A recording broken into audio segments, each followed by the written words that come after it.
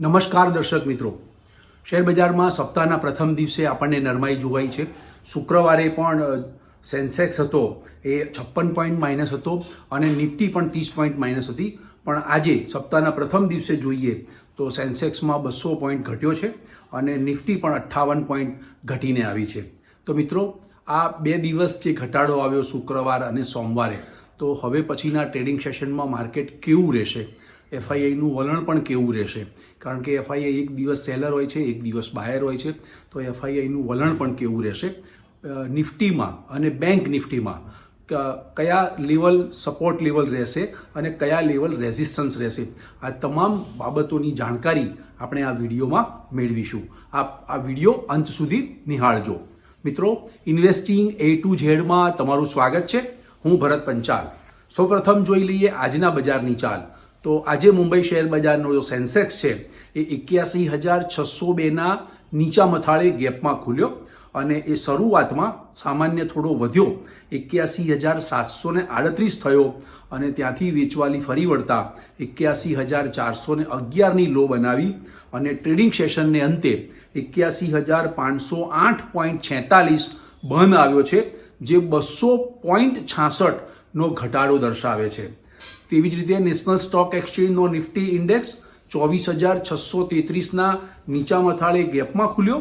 શરૂમાં એ સામાન્ય સુધર્યો, 24,705ની હાઈ બનાવી અને ત્યાંથી એ ઘટી 24,580 થયો અને ટ્રેડિંગ સેશનને અંતે 24,619 બંધ આવ્યો છે, જે 58.80નો ઘટાડો દર્શાવે છે. મિત્રો, ગ્લોબલ માર્કેટોમાં એશિયન માર્કેટો જે હતા એનું મિશ્ર વાતાવરણ હતું. Japan, Hong Kong, Taiwan, Jakarta plus હતા. સિંગાપોર, કોરિયા, ચાઇના તમામ સ્ટોક માર્કેટ માઇનસ હતા. યુરોપિયન સ્ટોક માર્કેટમાં લંડન અને પેરિસ, જર્મની જે છે માર્કેટ, એમાં મિક્સ વાતાવરણ જોવા મળ્યું હતું અને એમાં મામૂલી સુધારો જોવા મળ્યો હતો. ડાઉ જોન્સ ફ્યુચર છે એ 39 પોઈન્ટ માઇનસ પર ટ્રેડ કરી રહ્યો હતો, એટલે કે આજે રાત્રે ડાઉ જોન્સ કદાચ ઘટીને આવે તેવી પણ શક્યતાઓ ડાઉ જોન્સ ફ્યુચર ઉપરથી લાગી રહી છે. પણ મિત્રો, આજે ભારતીય શેર બજારમાં ફાર્મા શેરોની આગેવાની હેઠળ PSU, બેન્કો, ઓટોમોબાઈલ, એનર્જી આ તમામ સેક્ટરના સ્ટોકમાં વેચવાલી હતી. તેની સામે મેટલ અને કેપિટલ ગુડ્સના શેરોમાં બાઇંગ જોવા મળ્યું હતું નીચા મથાળે. અને હા, ખાસ કરીને આજે સેન્સેક્સ અને નિફ્ટી માઇનસ છે તો મિડ કેપ ઇન્ડેક્સ પ્લસ છે, એટલે કે મિડ કેપ સ્ટોક્સની અંદર અને સ્મોલ કેપ સ્ટોક્સમાં આપણને આજે નવું ઇન્વેસ્ટમેન્ટ બાઇંગ જોવા મળ્યું હતું. એ રીતે જોઈએ તો એડવાન્સ ડેક્લાઇન રેશિયો ઉપર સૌપ્રથમ નજર કરીએ તો એડવાન્સ ડેક્લાઇન રેશિયો પોઝિટિવ રહ્યો છે. 1540 સ્ટોક છે એ પ્લસ બંધ આવ્યા છે, એટલે કે વધીને બંધ રહ્યા છે. 1313 સ્ટોક ઘટીને બંધ રહ્યા છે અને 78 સ્ટોક છે એ અનચેન્જ રહ્યા છે. નિફ્ટી 50નો એડવાન્સ ડેક્લાઇન જોઈએ તો 19 સ્ટોક વધ્યા છે અને 30 સ્ટોક ઘટ્યા છે. 52 વીક હાઈ લોની વાત કરીએ તો 140 સ્ટોક છે એ 52 વીક હાઈ ઉપર બંધ છે અને 13 સ્ટોક છે એ 52 વીક લો નીચે બંધ છે.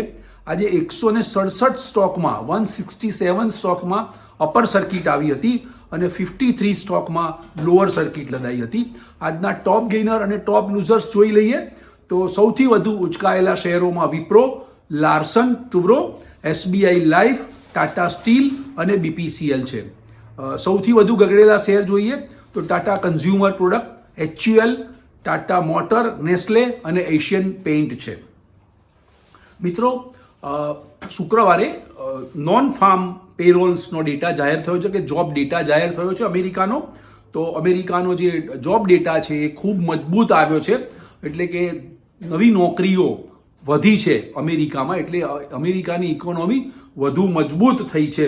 પણ હવે જ્યારે 18મી ડિસેમ્બરે ફેડરલ રિઝર્વની મિટિંગ મળવાની છે ત્યારે ફેડ રેટ કટની સંભાવનાઓ વધી જાય છે, એટલે 25 બેઝિસ પોઈન્ટનો ફેડ રેટ કટ આવે તેવી શક્યતા ઊભી થઈ છે. 6ઠ્ઠી ડિસેમ્બરે એટલે કે શુક્રવારે FIIએ 1830 કરોડનું નેટ સેલ કર્યું હતું, તેની સામે DIIએ 1659 કરોડનું નેટ બાય કર્યું હતું. આ હતા મિત્રો બજારના હાલ હવાલ. તો હવે જોઈએ કેટલાક કોર્પોરેટ ન્યૂઝ અને ઓટોમોબાઈલ કંપનીઓના કેટલાક વેચાણના આંકડા આવ્યા છે. તો નવેમ્બર મહિનામાં પેસેન્જર વાહનોનું જે વેચાણ છે એમાં 13.7% ઘટાડો થયો છે. ટુ વ્હીલર્સ જે છે એમાં 15.8% વધારો થયો છે. કમર્શિયલ વાહનોમાં 6% ઘટાડો છે વેચાણનો, અને ટ્રેક્ટર રિટેલ વેચાણ જે 30% વધીને આવ્યું છે. 3 વ્હીલર્સ વાહનોના વેચાણમાં 4%નો વધારો છે. આમ ટોટલ નવેમ્બર મહિનામાં ટોટલ વાહનોના વેચાણમાં 11.2%નો વધારો જોવા મળ્યો છે. એટલે આ એક ઓટોમોબાઈલ કંપનીઓ માટે ગુડ ન્યૂઝ છે કે 11.2% ટોટલ નવેમ્બર મહિનામાં વેચાણ વધીને આવ્યું છે.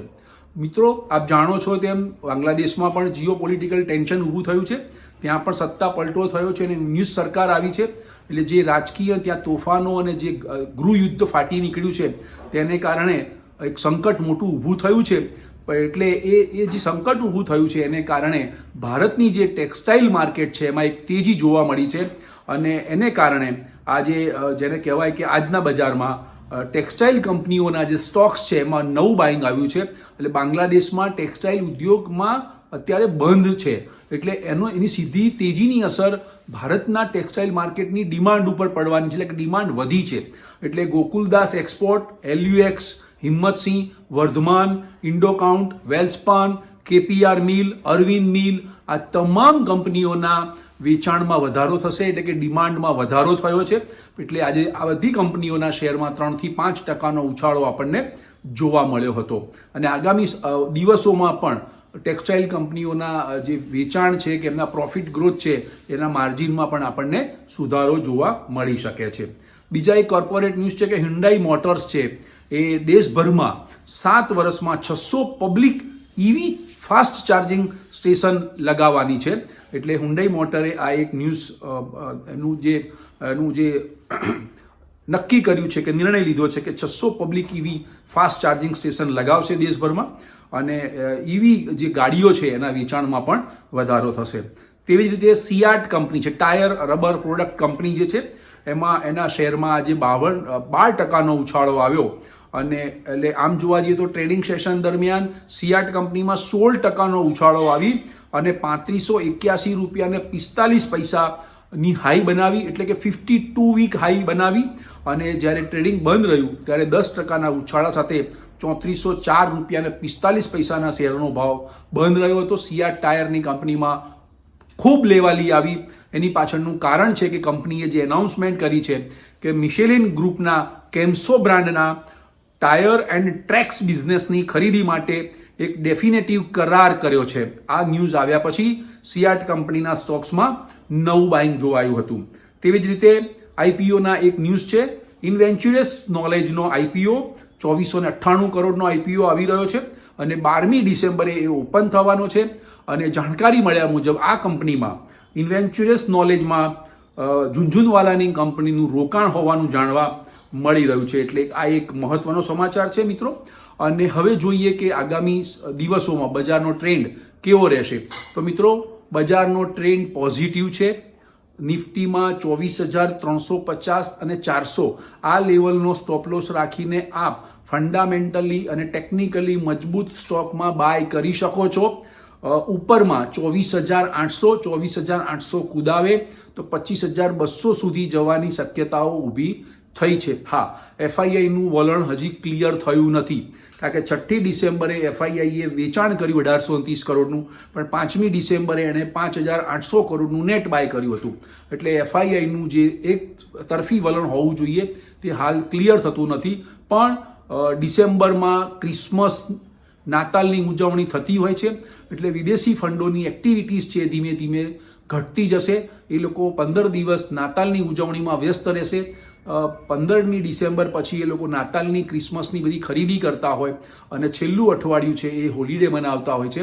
એટલે વિદેશી ફંડોની જે એક્ટિવિટી છે ધીમે ધીમે ઘટતી જશે. પણ ભારતીય બજાર માટે એ 100% FII પોઝિટિવ થશે અને 2025ના નવા વર્ષમાં નવા ફંડનું એલોકેશન થશે. અને ચાઇનામાં જે આકર્ષણ ઊભું થયું હતું તેના પર પાણી ફરી વળ્યું છે. એટલે કે રાહત પેકેજો જે આવવા જોઈતા હતા એવા રાહત પેકેજ આવ્યા નથી. એટલે FIIs માટે ભારતીય બજાર છે એ વધુ હોટ ફેવરિટ બનવાનું છે આગામી દિવસોમાં. એટલે હાલ કોઈએ કશું વેચવું લાગતું નથી ઊંચા મથાળે. હા, નીચા મથાળે આપ બાય કરી શકો છો, સારા સ્ટોક બાય કરી શકો છો. ફંડામેન્ટલી અને ટેકનિકલી મજબૂત સ્ટોક્સ આપ બાય કરી શકો છો. મને આગામી દિવસોમાં કન્ઝ્યુમર ગુડ્સ, આઈટી અને ફાર્મા સ્ટોક્સ ખૂબ સારા લાગે છે, એટલે આપ આ સ્ટોકમાં, આ સેક્ટરના સ્ટોક્સમાં પર્ટિક્યુલરલી બાય કરી શકો છો. Thank you very much. મિત્રો, આ વિડીયો આપણે જે બનાવી રહ્યા છીએ તે માત્ર ને માત્ર આપના એજ્યુકેશન પર્પઝથી છે અને ઇન્ફોર્મેશન શેર કરવા માટે છે. આ વિડીયો આપને ગમ્યો હોય તો લાઇક્સ કરજો, શેર કરજો, કમેન્ટ્સ કરજો અને સબસ્ક્રાઇબ કરજો. Thank you very much.